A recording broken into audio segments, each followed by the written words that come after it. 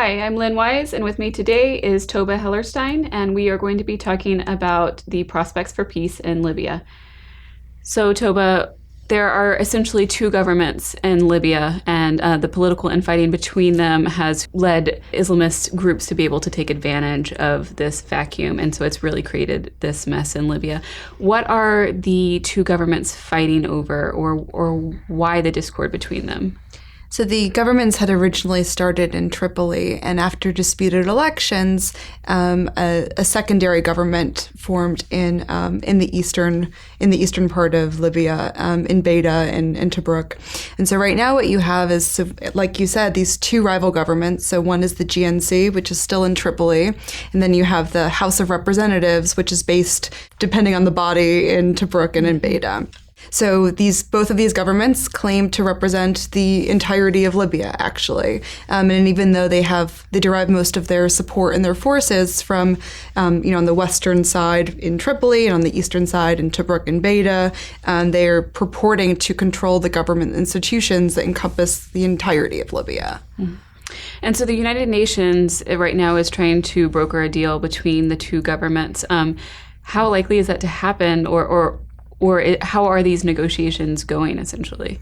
Yeah, so the UN Special Envoy to Libya, Martin Kobler, who replaced the last one a few months ago, they've been working on this for over a year. And we've had a lot of negotiations taking place between representatives from the GNC and also representatives from the House of Representatives. These negotiations have bore a political agreement which is supposed to be approved legally by the House of Representatives.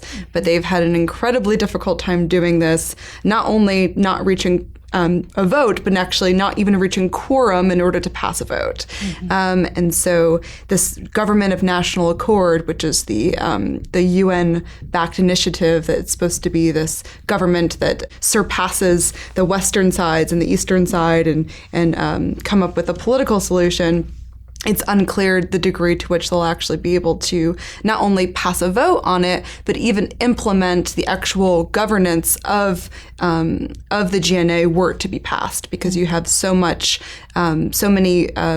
contingencies in Western Libya and even in Eastern Libya who object to this Government of National Accord. So in that sense, you have three governments, right? You have the Tripoli government, the Eastern government in Tobruk and Beta, and then this Government of National Accord, which the UN has sponsored, and you actually have a fourth, which is a rival dialogue taking place between the governments in the West and the government in the East, called the Libya dialogue. So in a sense, you actually have four different governments. Which creates all sorts of problems for international governments who want to go in and block militant groups that are on the rise there, because who do they speak to? Which government? And essentially, I think they were waiting for the UN-backed government to rise. But now that it looks like there are holdups in that, what is happening on the ground?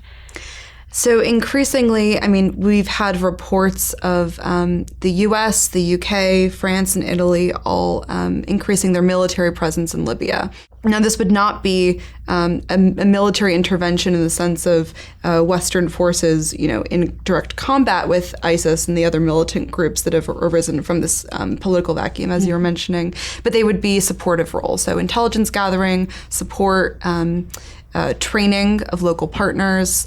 And so we've seen this increasingly over the last few months and even now the last few weeks. Now, as you mentioned, there's a lot of hesitancy around foreign forces entering Libya when there's no real official government that represents the people who could actually invite it. Mm-hmm. And that's one of the major hiccups right now, particularly from Italy, which was supposed to lead this military operation that has been saying consistently that they need to have the passing of the Government of National Accord.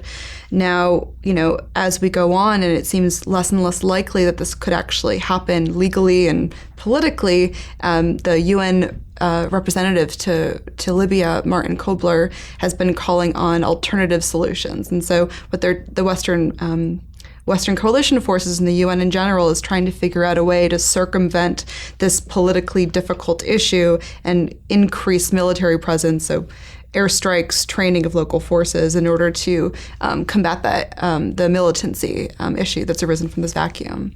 But there is the fear that these two groups, or the two sides, as they are fighting the Islamic State, might come into contact and conflict with each other. So what does that mean for the international backers?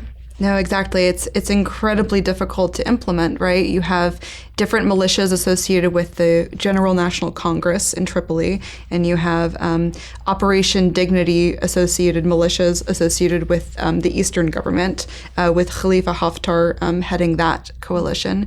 And while for the moment they're dealing with U.S. and U.K. forces in the western side with Misratan forces, and on the eastern side we have more French and some reports of U.S. and U.K. forces working with Haftar's people in the east.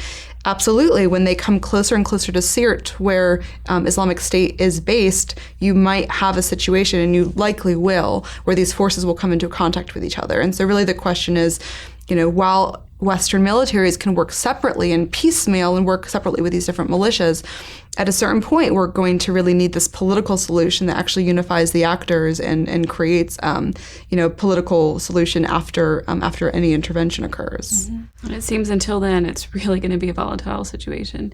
So thank you.